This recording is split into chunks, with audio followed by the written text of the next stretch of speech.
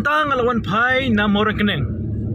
Kebadai kejingilang jong kaseng NPP. Ban nyelap election da ikertong kakong amperin lingdo. Mental adap kejingilang jong ke NPP. Hak jinton lang ba Preston. Bas nyobah lang ba jam syangpiang ba penyat sing seum. Bat kipat ba. Kipon sengap ya kejingilang jong ke NPP meneh hayo orang keneng. Bat mentang anlej sa kejingilang jong ka UDP.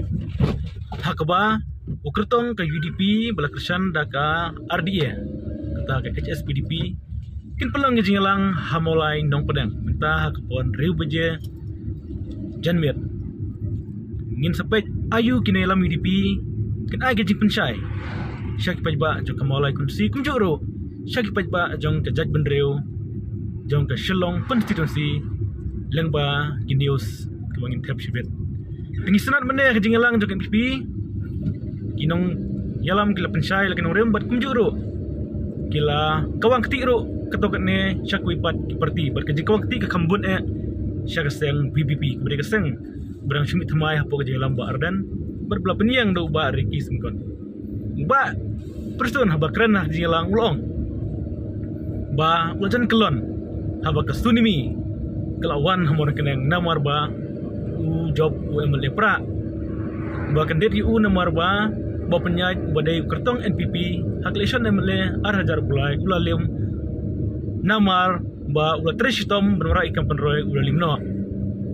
berkumjuru deputi chief minister basnya balang ula ong ba hamona keneng dan kamsyu ban ice kim ai tang jingruai kelak biang marki beri kesna tang jingruai adado ba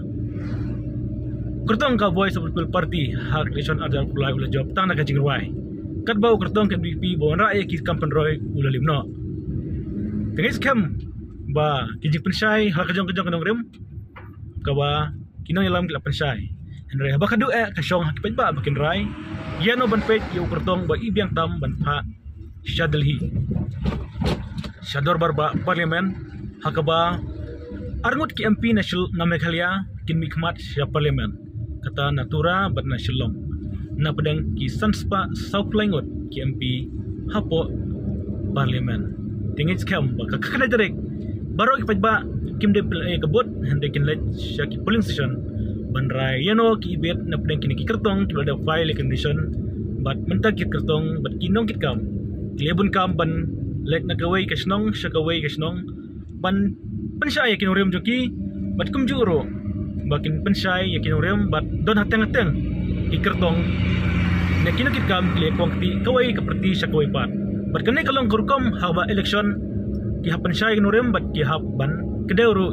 iya kiwai pat kiperti kenang ban penklain ya kanurem na jong guys kam bak ba